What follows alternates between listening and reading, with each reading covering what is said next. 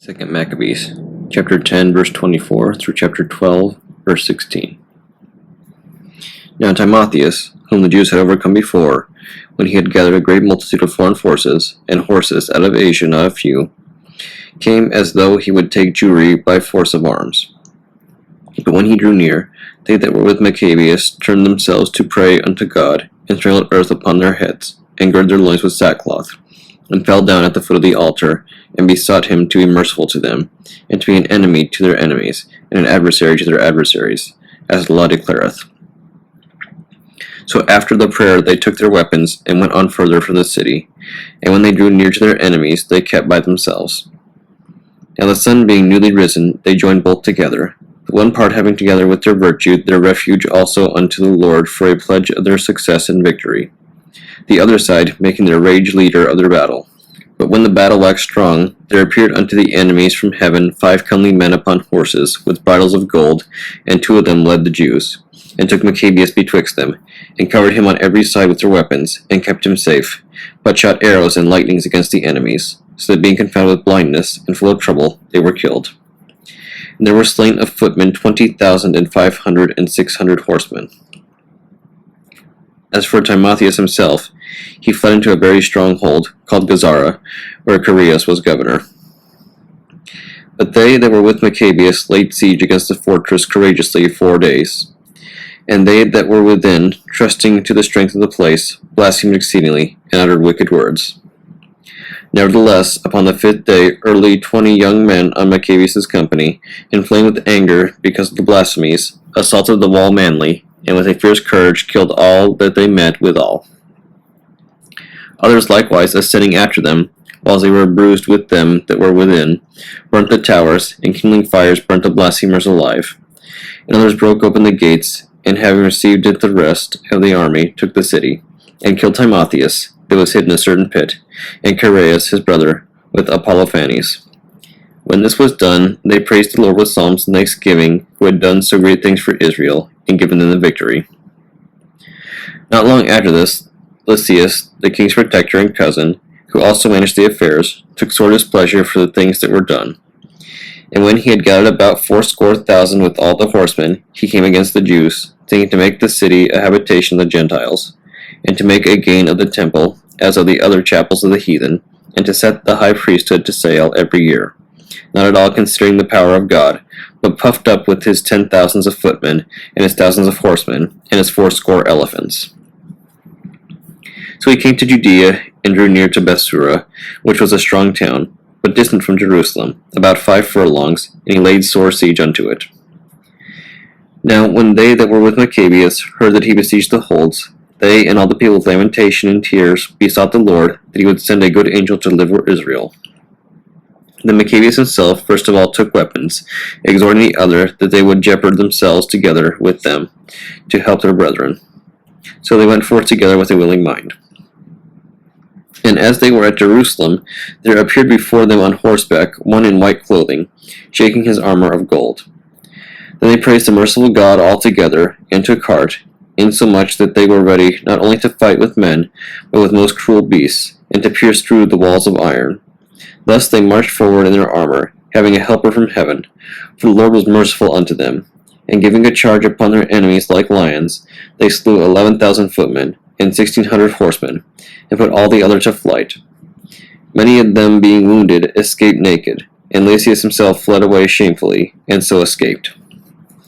Who, as he was a man of understanding, casting with himself what loss he had had, and considering that the Hebrews could not be overcome, because the Almighty God helped them, he sent unto them, and persuaded them to agree to all reasonable conditions, and promised that he needs be a friend unto them. Then Maccabeus consented to all that Lysias desired, being careful of the common good. And whatsoever Maccabeus wrote unto Lysias concerning the Jews, the king granted it. For there were letters written unto the Jews from Lysias to this effect. Lysias unto the people of the Jews sendeth greeting. John and Absalom, who were sent from you, delivered me the petition subscribed, and made request for the performance of the contents thereof. Therefore, what things soever were meet to be reported to the king, I have declared to them, and he hath granted as much as might be. If ye then will keep yourselves loyal to the state, hereafter also will I endeavor to be a means of your good. But of the particulars I have given order, both to these and the other that came from me, to commune with you. Fare ye well. The 148th year, the 24th day of the month Dioscorinthius. Now the king's letter contained these words: King Antiochus unto his brother Lysias sendeth greeting. Since our Father is translated unto the gods, our will is that they that are in our realm live quietly, that every one may attend upon his own affairs. We understand also that the Jews would not consent to our fathers for to be brought unto the customs of the Gentiles, but had rather keep their own manner of living, for the which cause they require of us that we should suffer them to live after their own laws. Wherefore, our mind is that this nation shall be in rest, and we have determined to restore them their temple, that they may live according to the customs of their forefathers. Thou shalt do well, therefore, to send unto them, and grant them peace, that when they are certified of our mind, they may be of good comfort, and ever go cheerfully about their own affairs. And the letter of the king unto the nation of the Jews was after this manner. King Antiochus sendeth greeting unto the council and the rest of the Jews. If ye fare well, we have our desire. We are also in good health. Menelaus declared unto us that your desire was to return home, and to follow your own business. Wherefore, they that will depart shall have safe conduct till the 30th day of Xanthicus with security. And the Jews shall use their own kind of meats and laws as before, and none of them any manner of ways shall be molested for things ignorantly done. I have sent also Menelaus, that he may comfort you. Fare ye well. In the 148th year, and the 15th day of the month Xanthicus. The Romans also sent unto them a letter containing these words: Quintus Memmius and Titus Manlius, ambassadors of the Romans, send greeting unto the people of the Jews. Whatsoever Lysias the king's cousin hath granted, therewith we also are well pleased.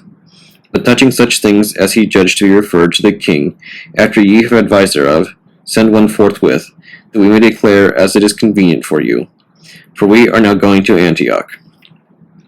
Therefore, send some with speed, that we may know what is your mind. Farewell. This 108th and 40th year, the 15th day of the month Xanthicus. When these covenants were made, Lysias went unto the king, and the Jews were about their husbandry. But of the governors of several places, Timotheus and Apollonius, the son of Genius, also Hieronymus and Demophon, and beside them Nicanor, the governor of Cyprus, would not suffer them to be quiet and live in peace. The men of Joppa also did such an ungodly deed. They prayed the Jews that dwelt among them to go with their wives and children into the boats which they had prepared, as though they had meant them no hurt, who accepted of it according to the common decree of the city, as being desirous to live in peace, and suspecting nothing. But when they were gone forth into the deep, they drowned no less than 200 of them. When Judas heard of this cruelty done unto his countrymen, he commanded those that were with him to make them ready. And calling upon God the righteous judge, he came against those murderers of his brethren, and burnt the haven by night, and set the boats on fire, and those that fled thither he slew. And when the town was shut up, he went backward, as if he would return to root out all them of the city of Joppa. But when he heard that the Jamnites were minded to do in like manner unto the Jews that dwelt among them, he came upon the Jamnites also by night, and set fire on the haven and the navy, so that the light of the fire was seen at Jerusalem 240 furlongs off. Now when they were gone from thence 9 furlongs in their journey toward Timotheus, no fewer than 5,000 men on foot, and 500 horsemen of the Arabians set upon him. Whereupon there was a very sore battle, but Judas's side by the help of God got the victory, so that the Nomades of Arabia, being overcome, besought Judas for peace, promising both to give him cattle and to pleasure him otherwise. Then Judas, thinking that they would be profitable in many things, granted them peace, whereupon they shook hands, and so they departed to their tents. He went also about to make a bridge to a certain strong city, which was fenced about with walls, and inhabited by people of diverse countries. And the name of it was Caspus. But they that were within it put such trust in the strength of the walls and provision of the victuals, that they behaved themselves rudely toward them that were with Judas, railing and blaspheming, and uttering such words as were not to be spoken. Wherefore Judas with his company, calling upon the great Lord of the world, who without any rams or engines of war did cast down Jericho in the time of Joshua, gave a fierce assault against the walls, and took the city by the will of God, and made unspeakable slaughters, insomuch that a lake 2 furlongs broad, never adjoining thereunto, being filled full, was seen running with blood. 2 Esdras, chapter 6. And he said unto me, In the beginning, when the earth was made, before the borders of the world stood, or ever the winds blew, before it thundered and lighted, or ever the foundations of paradise were laid, before the fair flowers were seen, or ever the movable powers were established, before the innumerable multitude of angels were gathered together, or ever the heights of the air were lifted up, before the measures of the firmament were named, or ever the chimneys in Sion were hot, and ere the present years were sought out, and or ever the inventions of them that now sin were turned, before they were sealed that have gathered faith for a treasure. Then did I consider these things, and they all were made through me alone, and through none other. By me also they shall be ended, and by none other. Then answered I, and said, What shall be the parting asunder of the times? Or when shall be the end of the first, and the beginning of it that followeth? And he said unto me, From Abraham unto Isaac, when Jacob and Esau were born of him, Jacob's hand held first the heel of Esau. For Esau is the end of the world, and Jacob is the beginning of it that followeth. The hand of man is betwixt the heel and the hand. Other question, Esdras, ask thou not. I answered then and said, O Lord that bearest rule, if I have found favor in thy sight, I beseech thee, show thy servant the end of thy tokens, whereof thou showedst me part the last night. So he answered and said unto me, Stand up upon thy feet, and hear a mighty sounding voice. And it shall be as it were a great motion, but the place where thou standest shall not be moved. And therefore, when it speaketh, be not afraid, for the word is of the end, and the foundation of the earth is understood. And why? Because the speech of these things trembleth and is moved, for it knoweth that the end of these things must be changed. And it happened that when I had heard it, I stood up upon my feet, and hearkened, and behold, there was a voice that spake, and the sound of it was like the sound of many waters. And it said, Behold, the days come, that I will begin to draw nigh, and to visit them that dwell upon the earth, and will begin to make inquisition of them, what they be that have hurt unjustly with their unrighteousness, and when the affliction of Sion shall be fulfilled. And when the world that shall begin to vanish away shall be finished, then will I show these tokens. The books shall be opened before the firmament, and they shall see all together. And the children of a year old shall speak with their voices. The women with child shall bring forth untimely children of 3 or 4 months old, and they shall live and be raised up. And suddenly shall the sown places appear unsown. The full storehouses shall suddenly be found empty. And the trumpet shall give a sound, which when every man heareth, they shall be suddenly afraid. At that time shall friends fight one against another like enemies, and the earth shall stand in fear with those that dwell therein. The springs of the fountains shall stand still, and in 3 hours they shall not run. Whosoever remaineth from all these that I have told thee shall escape, and see my salvation, and the end of your world. And the men that are received shall see it, who had not tasted death from their birth. And the heart of the inhabitants shall be changed, and turned into another meaning. For evil shall be put out, and deceit shall be quenched. As for faith, it shall flourish, corruption shall be overcome, and the truth, which hath been so long without fruit, shall be declared. And when he talked with me, behold, I looked by little and little upon him before whom I stood.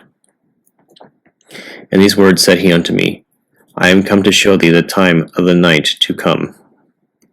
If thou wilt pray yet more, and fast 7 days again, I shall tell thee greater things by day than I have heard. For thy voice is heard before the Most High, for the Mighty hath seen thy righteous dealing. He hath seen also thy chastity, which thou hast had ever since thy youth. And therefore hath he sent me to show thee all these things, and to say unto thee, Be of good comfort, and fear not. And hasten not with the times that are past, to think vain things, that thou mayest not hasten from the latter times. And it came to pass after this that I wept again, and fasted 7 days in like manner, that I might fulfill the 3 weeks which he told me. And in the 8th night was my heart vexed within me again, and I began to speak before the Most High. For my spirit was greatly set on fire, and my soul was in distress.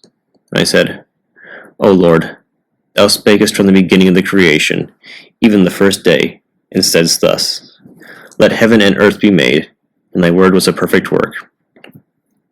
And then was the spirit, and darkness, and silence were on every side. The sound of man's voice was not yet formed. Then commandedst thou a fair light to come forth of thy treasures, that thy work might appear. Upon the 2nd day thou madest the spirit of the firmament, and commandedst it to part asunder, and to make a division betwixt the waters. The one part might go up, and the other remain beneath.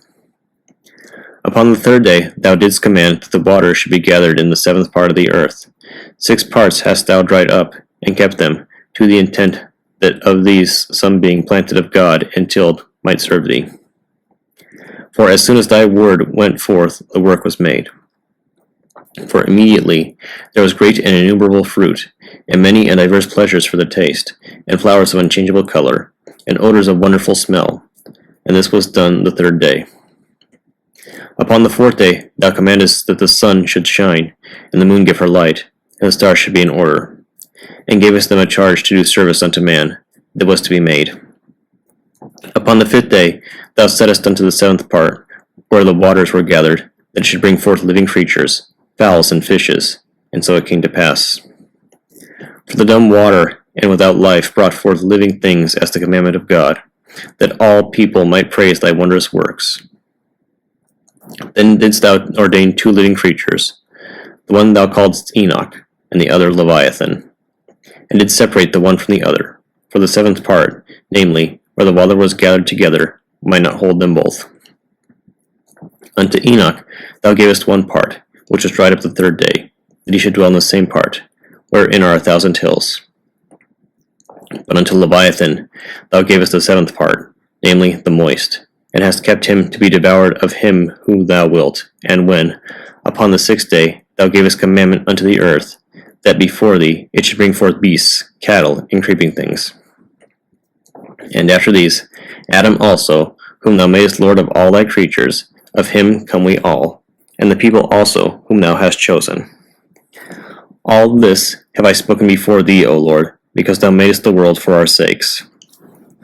As for the other people, which also come of Adam, thou hadst said that they are nothing, but be like unto spittle, and hast likened the abundance of them unto a drop that falleth from a vessel. And now, O Lord, behold, these heathen, which have ever been reputed as nothing, have begun to be lords over us, and to devour us.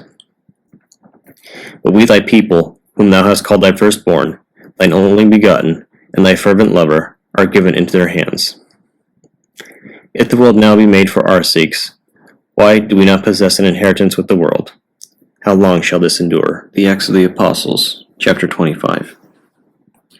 Now when Festus was come into the province, after 3 days he ascended from Caesarea to Jerusalem. Then the high priest and the chief of the Jews informed him against Paul, and besought him, and desired favor against him, that he would send for him to Jerusalem, laying wait in the way to kill him. But Festus answered, that Paul should be kept at Caesarea, and that he himself would depart shortly thither. Let them therefore, said he, which among you are able, go down with me, and accuse this man, if there be any wickedness in him. And when he had tarried among them more than 10 days, he went down into Caesarea, and the next day, sitting on the judgment seat, commanded Paul to be brought. And when he was come, the Jews which came down from Jerusalem stood round about, and laid many and grievous complaints against Paul, which they could not prove.